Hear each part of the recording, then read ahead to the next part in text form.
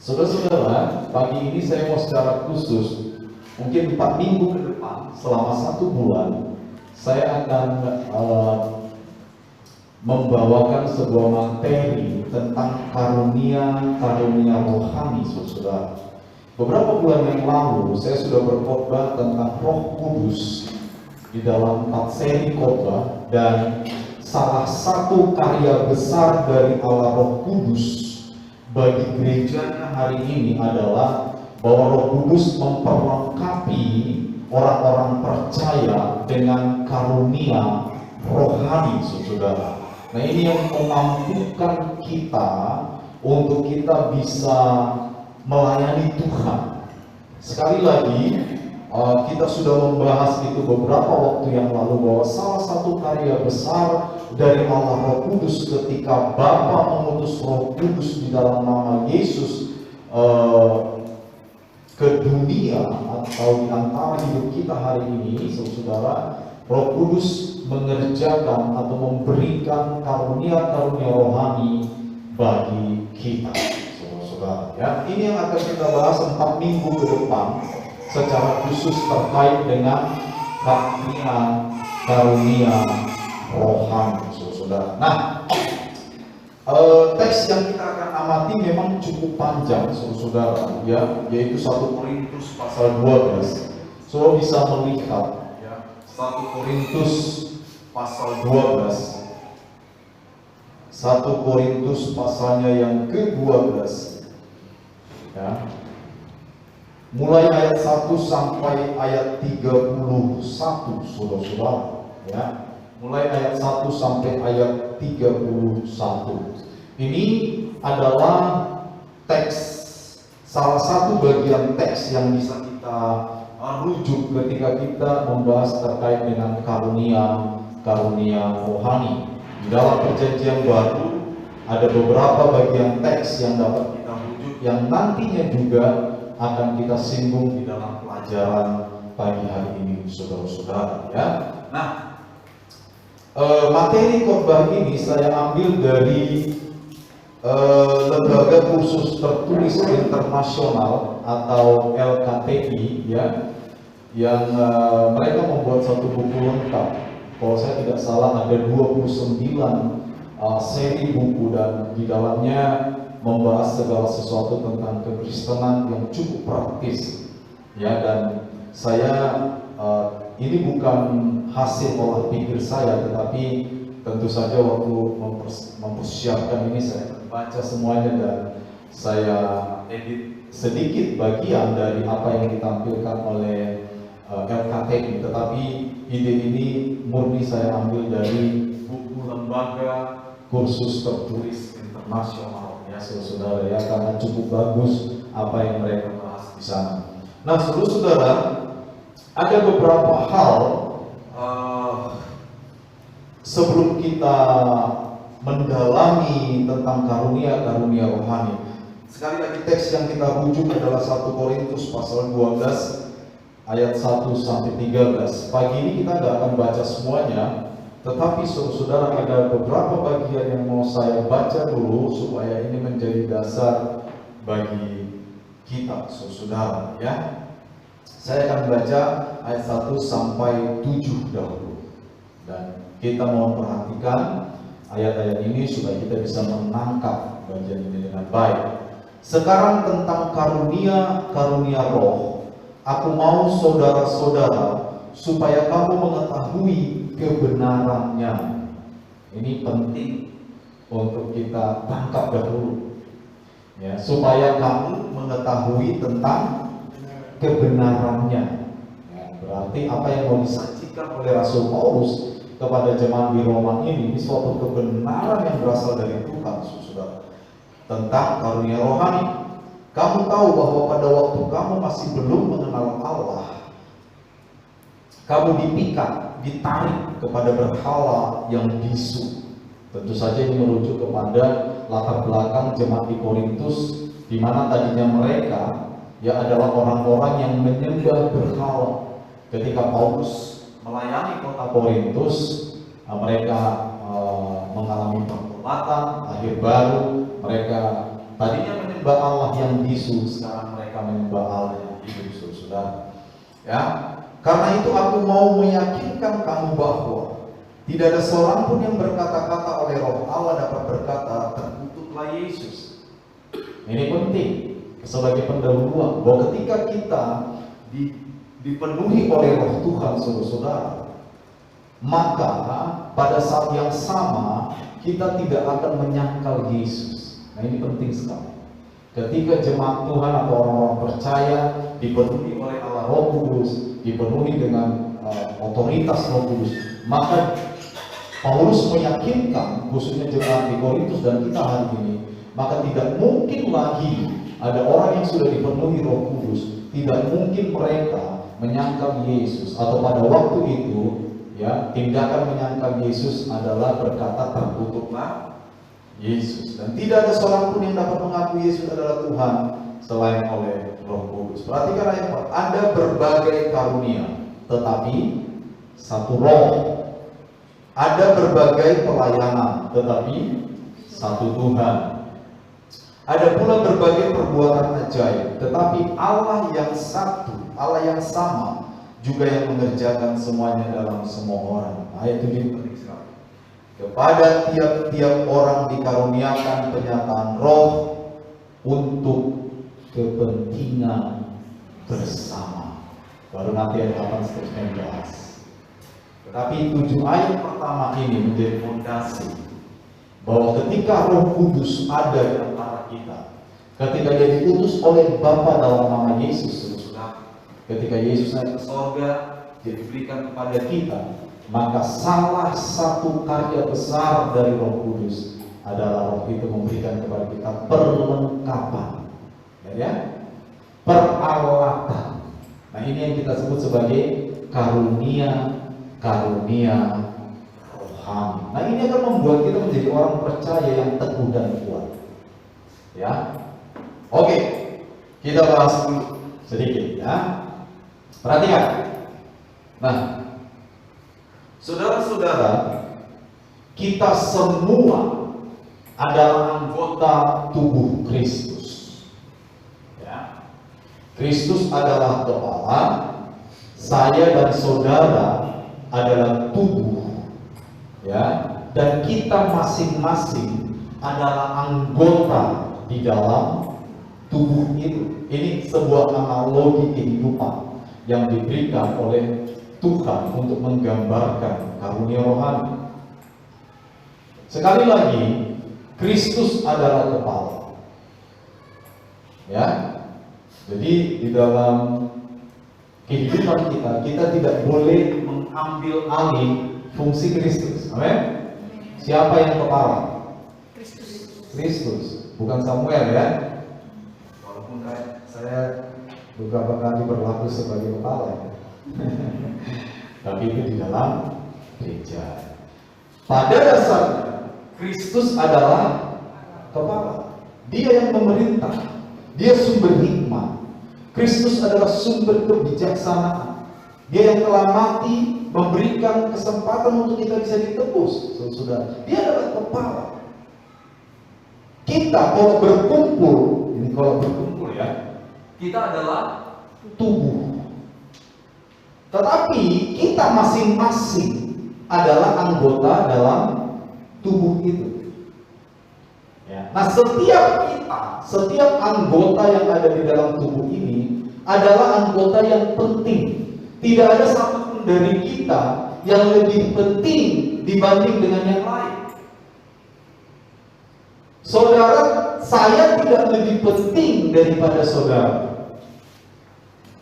Ya. Dan memang kebetulan saya dipercayakan menjadi gembala. Tetapi saya tidak lebih penting daripada saudara. Kita sama-sama penting di hadapan Tuhan. Ya, ini sebuah kebanggaan. Tetapi juga di dalam kebanggaan ini mengandung sebuah kewajiban dan awasan. Kalau saudara dan saya penting, maka jaga kepentingan itu di dalam Tuhan. Amin. Jangan sampai suatu hari Tuhan bilang, aduh udah gak penting nih anakku nih.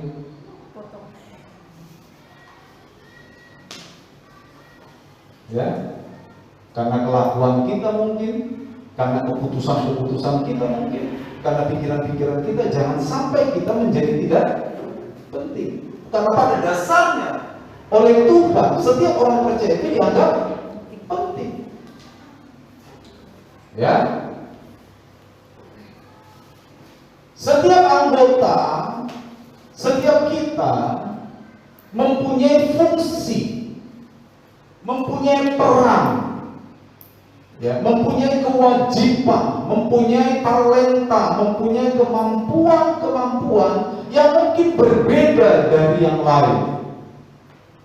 Dan itu yang nanti kita sebut sebagai karunia rohani. Beberapa bulan lalu waktu saya berkhotbah tentang seni Roh Kudus, saya sempat menyinggung bahwa ya, hari ini dibutuhkan banyak karunia rohani supaya gereja bisa berlangsung dengan baik.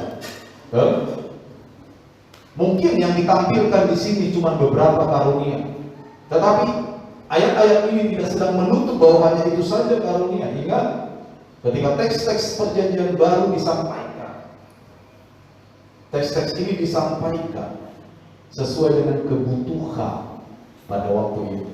Hari ini kebutuhan kita beda, betul? Kebutuhan kita beda, tetapi prinsipnya tetap sama, bahwa Allah Roh Kudus memberikan kepada kita masing-masing fungsi, betul? Memberikan kepada kita masing-masing karunia rohani, memberikan kepada kita masing-masing talenta rohani yang nantinya ketika kita menggabungkannya, maka tubuh ini dan kepala akan bisa berjalan bersama-sama. Itu sebabnya di dalam gereja tidak boleh ada perpecahan. Amin.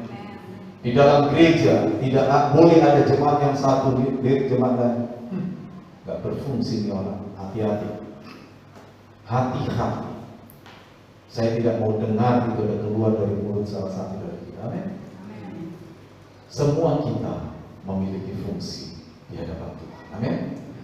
Semua kita memiliki fungsi di gereja ini. Semua kita diberikan Tuhan kemampuan rohani untuk kita boleh melayani bersama-sama. Saudara-saudara, pelayanan itu tidak sekedar berdiri di sini lalu berkhotbah. WL adalah pelayanan, khotbah adalah pelayanan, main musik adalah pelayanan, ya, mengoperasikan RCD pelayanan, mengangkat persembahan pelayanan, nyapu gereja pelayanan. Sekarang program anak remaja Sabtu sore setelah ibadah nyapu dan pel gereja, padahal cuma ketika pel itu. Tapi tetap harus nyapu dan pel gereja. Karena itu pelayanan, betul? Dan mereka semangat, ya kan? Bahkan ada yang ngopel 2 kali, bayangkan. Waduh, semangat sekali remaja. Ya, itu pelayanan. Semua menasihati orang adalah pelayanan. Ya, mendoakan orang lain adalah pelayanan. Memberitakan Injil pelayanan. Semua itu pelayanan. Dan itu nanti diberikan masing-masing kita berbeda-beda. Ya, tidak ada karunia tertentu yang lebih hebat dari karunia lain. Oke, sampai di sini dulu. Semua anggota adalah penting dan semua anggota memiliki fungsi yang khusus. Ini harus kita tangkap supaya nanti kita terhindar dari menganggap rendah orang lain. Tidak boleh. Amin. Nah, Kristus adalah kepala. Ini harus kita pahami juga. Hubungan antara Kristus dengan orang percaya itu digambarkan sebagai kepala dengan tubuh. Ya. Nah, tanpa kepala, tubuh akan mati. Kecuali Lea. Dia bisa jalan tanpa kepala. Ada yang pernah lihat Lea? Belum ya? Nanti malam. Ya. Ya. Dan tubuh tidak akan mampu bergerak. Dan tubuh tidak akan berguna sama sekali jikalau tidak ada kepala. Ini memberikan kepada kita satu pesan yang kuat, saudara-saudara. Apa pesannya itu? Tanpa Tuhan, tanpa Kristus, saya bukanlah siapa-siapa. Amin. Tanpa Kristus, jemaat bukan siapa-siapa. Tanpa Kristus, kita tidak bisa bergerak. Nah, ketika saya ngomong ini, jangan diartikan netral ya. Ini saya membawa ke dalam nuansa rohani. Karena banyak orang di luar sana tidak mengenal Kristus pun bisa lompat-lompat juga kan. Bukan netral yang saya maksud, tetapi nuansanya rohani. Amin. Tanpa Kristus kita nggak bisa apa-apa. Ya, ini berarti Kristus harus menjadi sumber kehidupan kita, penggerak tubuh kita untuk melakukan kehendaknya. Perhatikan di ujungnya, nggak boleh hilang. Kristus adalah sumber, Kristus adalah driver kita, penggerak kita untuk melakukan kehendaknya. Ini yang disebut kemerdekaan di dalam Kristus, bukanlah kemerdekaan untuk berbuat dosa. Kita merdeka di dalam Kristus. Kenapa? Kita dibebaskan. Tetapi ingat, Kristus adalah sumber, Kristus adalah penggerak.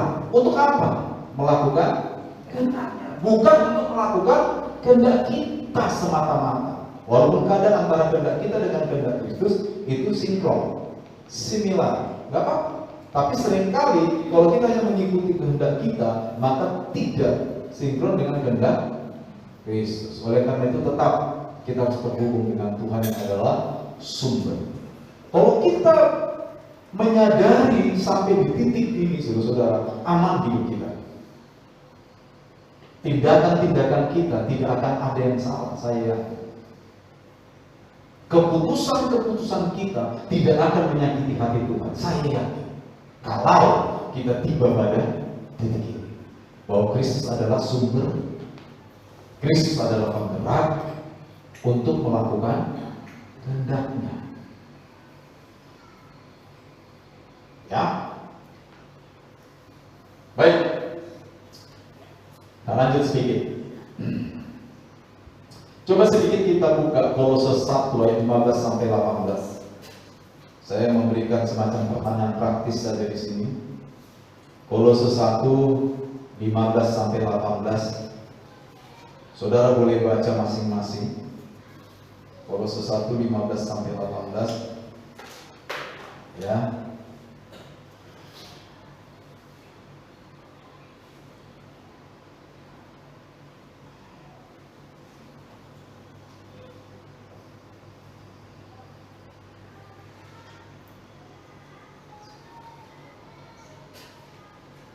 Sudah ya.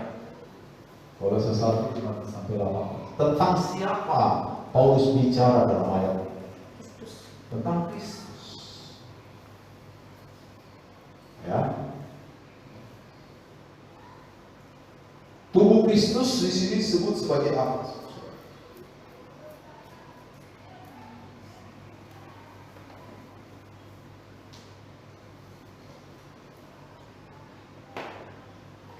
Jemaat. Ayat 18 itu dialah kepala tubuh, yaitu jemaat. Jadi kata ini pas sekali dengan konteks kita hari ini, jemaat.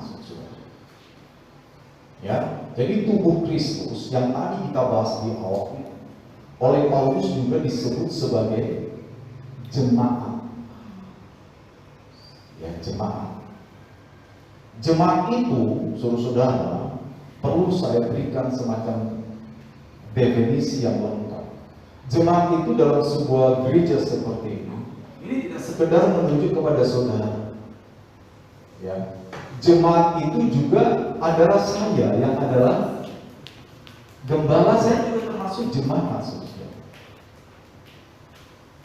Ya, karena jemaat itu pada dasarnya maknanya adalah perkumpulan orang percaya, orang-orang yang sudah dipanggil keluar dari kegelapan. Ya, orang-orang yang berkumpul untuk menyembah Tuhan. Dan jadi kita semua ini adalah jemaat terkait dengan Tuhan.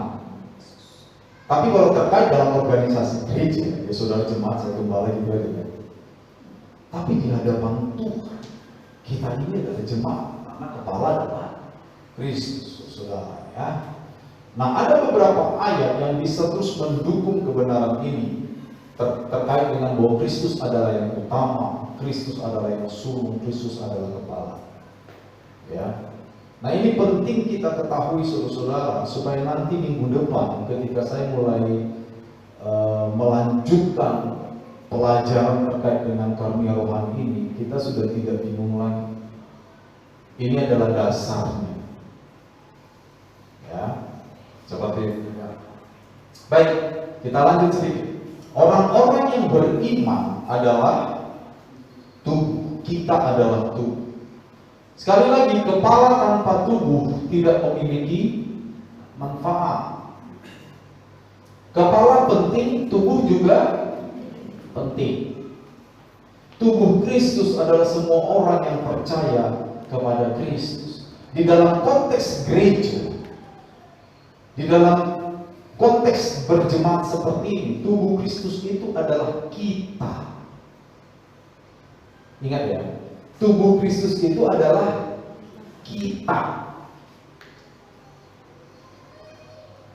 Ya. Bukan sekedar saya. Tubuh Kristus adalah kita. Jadi kalau ada jemaat yang menyakiti jemaat lain, berarti saudara sedang menyakiti diri sendiri. Loh iya, ini kebenaran sederhana, tapi ini penting. Kalau ada jemaat yang offsapa sama jemaat lain, berarti kita offsapa sama diri sendiri. Saudara bisa bayangkan offsapa sama diri sendiri itu kayak apa sih? Kalau ada jemaat yang benci sama jemaat lain, berarti kita membenci siapa? Ini kaitannya penting. Kalau kita sampai kepada pemahaman ini dengan benar, lalu kita mengaplikasikannya secara benar dalam kehidupan kita, saudara-saudara, maka kehidupan kita akan terjalin dengan mesra seperti lagu kita, betul kan? Ku cipta keluarga Tuhan terjalin biasa-biasa saja. Mesra sekali ya, ganti dong. Semua saling menyakiti, mengasihi. Semua saling mengasihi, betapa senang. Ingat ya lagi itu ya. Ku menjadi keluarganya Tuhan.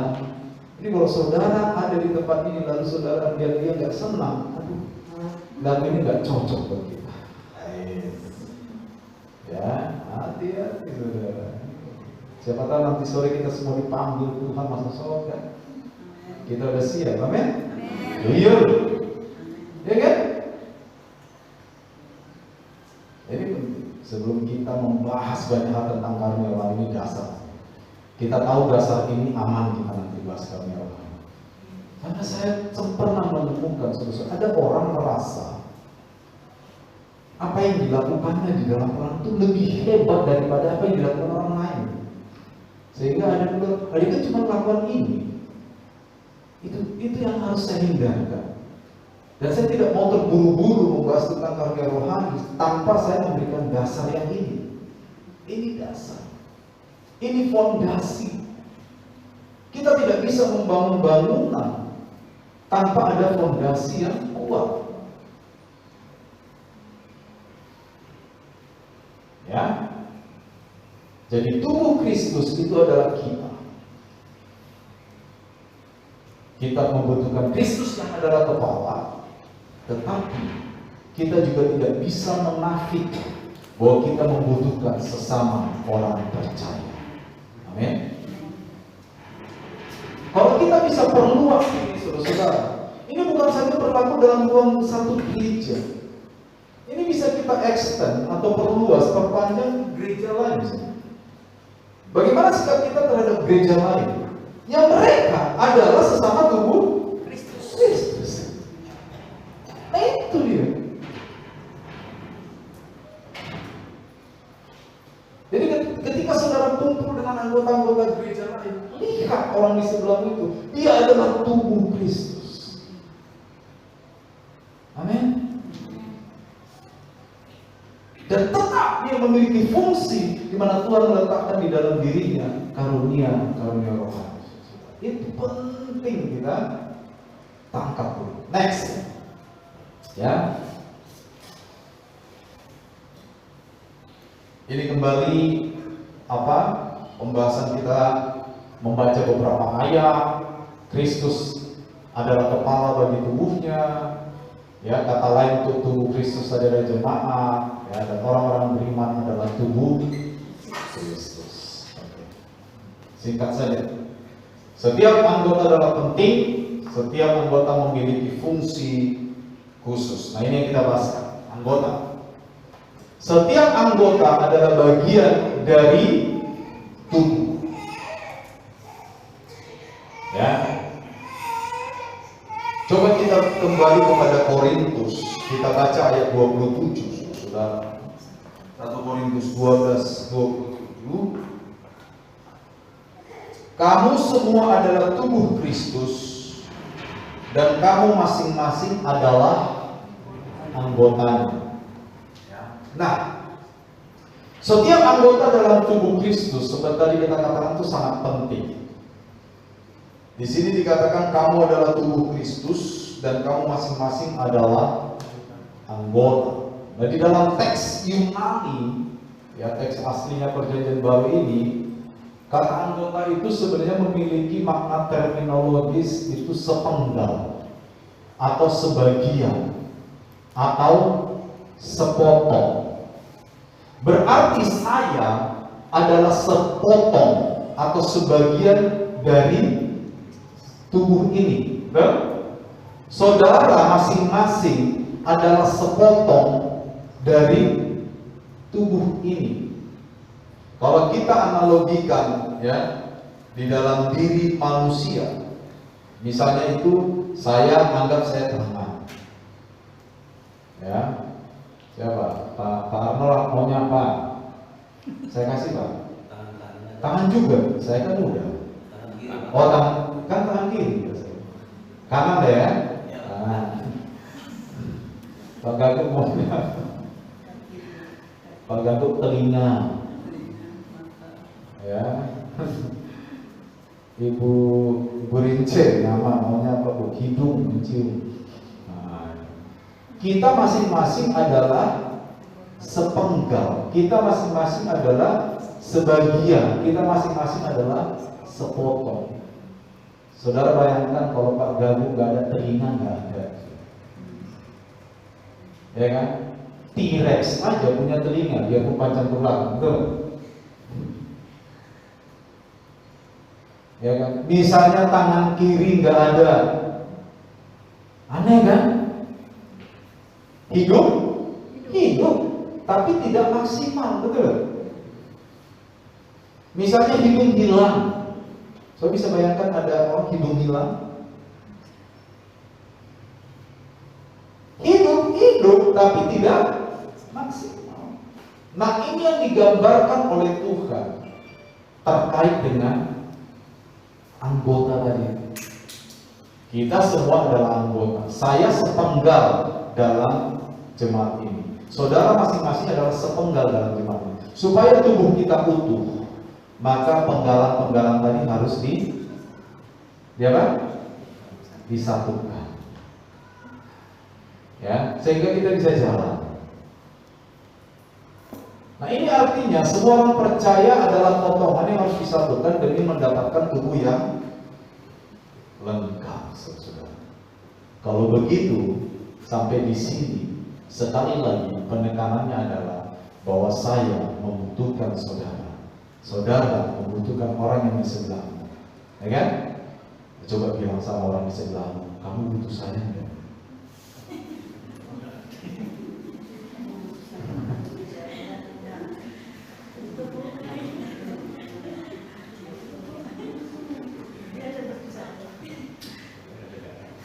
Betul kan? Tidak ada tuh di dalam gereja, di dalam jemaat, tidak ada tuh yang namanya apa ya istilahnya itu? Apa? Tidak, lu gimana sih gue? Nggak ada. Nggak ada yang namanya hanya single player, apa sih namanya? Pemain tunggal tuh nggak ada.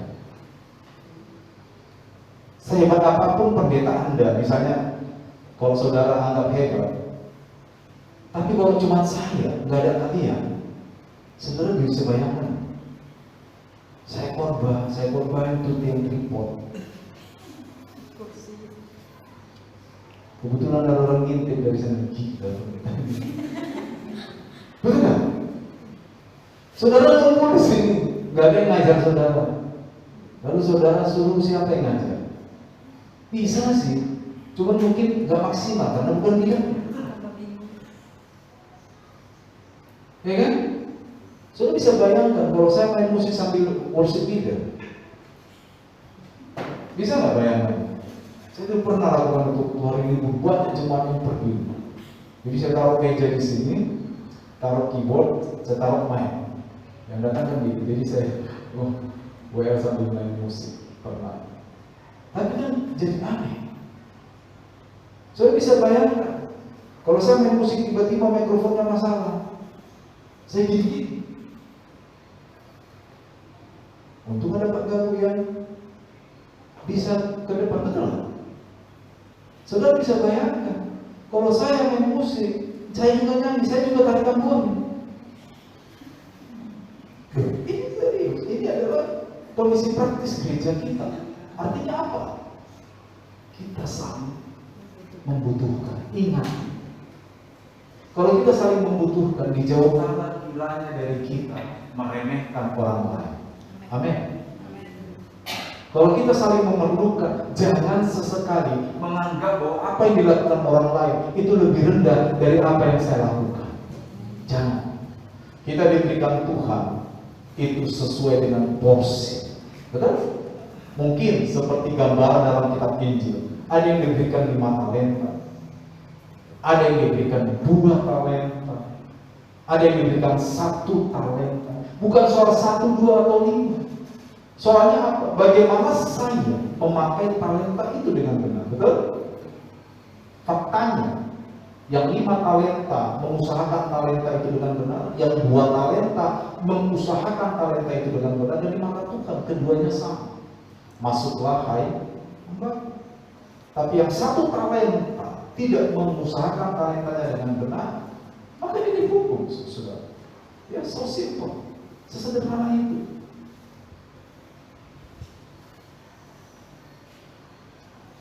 Saya ingin membangun gereja ini. Manusianya ya. Kalau soal dinding tembok itu Pak Arno sama Pak Kado, sama Pak Garo. Saya nggak tahu. Tapi saya ingin membangun gereja ini, manusianya menjadi manusia yang memahami citra Allah di dalam diri kita. Amin. Allah yang seperti apa? Ya Allah yang kita sembah. Allah yang penuh dengan kasih. Allah yang menghargai orang lain. Allah yang menganggap orang lain itu berguna. Bahkan Allah yang menyebut kita sebagai sahabat. Bahkan Allah yang memberikan dirinya mati di kayu salib untuk menyediakan pengampunan bagi setiap orang yang percaya kepadanya. Amin. Allah yang rela tidak menggunakan hak keallahannya walaupun dia bisa. Bayangkan. Nah, saya mau kita membangun manusia jemaat di tempat ini menjadi seperti Kristus. Apakah itu mungkin? Kita sedang berproses. Amin. Bukankah firman Allah berkata bahwa kita harus sempurna sama seperti Kristus? Amin. Dia menuju ke sana. Soal kadang jatuh, it's okay. Asal kita secepatnya sadar dan kita bangun. Tapi jangan jatuh bangun terus. Jatuh bangun. Nah, itu mah intentional itu sengaja itu. Amin, saudara. Ya, seperti itu. Jadi kita sekali lagi adalah bagian dari tubuh. Kita adalah sepotong. Saya sepotong, saudara sepotong. Supaya kita menjadi lengkap dan bisa berjalan, berfungsi sebagaimana mestinya. Kita harus dasar. Kita harus disatukan. Kita harus diraki. Saya sebagai tangan harus berfungsi sebagai tangan. Ada yang sebagai kaki, kita harus berfungsi. sebagai mulut, sebagai telinga. Itulah gambaran kita. Apakah telinga lebih tidak berguna daripada kaki? Apakah kaki bisa bilang sama telinga, alah mau kecil, lubang di tengah, banyak kotor lagi, susah bersihkannya, saya dong agak besar ya kan? Pakai sepatu. Apakah begitu? Tidak. Ingat itu. Kita tidak boleh jatuh di dalam dosa meremehkan orang lain. Kita tidak boleh jatuh di dalam dosa menganggap peran orang lain tidak penting. Amin. Sebagai tubuh Kristus, peran kita semuanya penting. Next. Ya. Semua orang beriman merupakan bagian dari tubuh Kristus. Masing-masing anggota tubuh Kristus itu beda-beda. Oleh karena itu semua anggota tubuh Kristus saling memerlukan. Ya. Setiap anggota mempunyai fungsi khusus. Ini yang tadi sudah kita bahas. Dalam tubuh Kristus setiap anggota memiliki fungsi yang berbeda-beda. Fungsi dalam hal ini berbicara tentang tugas atau kewajiban khusus. Mata untuk melihat, telinga untuk mendengar, tangan untuk meraih, hidung untuk mencium, ya, dan sebagainya. Dan terakhir, saudara, kalau kita baca kitab Roma pasal 12, 1 Korintus 12, ya, ayat 18 sampai 25 nanti, maka kita dapat menarik kesimpulan. Kesimpulannya apa? Setiap anggota tubuh Kristus memiliki fungsi berbeda-beda. Masing-masing dalam tubuh Kristus adalah penting karena kita harus menjalankan fungsi. Tidak ada satupun dari kita yang kurang penting. Amin. Sekarang bilang sama orang di sebelahmu, kamu ternyata penting.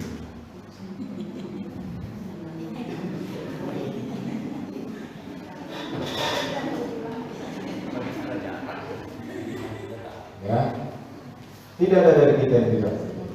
Ini dasar. Minggu depan, selama 3 minggu berikutnya, kita akan membahas tentang karunia roh ini secara mendalam. Amin. Ya, saya pikir ini dasarnya, dan saya berdoa supaya ini ditangkap dengan baik oleh kita semua. Jangan kita gagal menangkapnya. Dasar yang kuat, fondasi yang kuat akan memampukan kita mulai minggu depan selama 3 minggu ke depan menerima pengajaran selanjutnya terkait dengan karunia rohani. Tuhan Yesus memberkati kita semua. Semoga apa yang saya sampaikan pagi ini yang sangat sederhana ini bisa kita tangkap. Ya, Tuhan.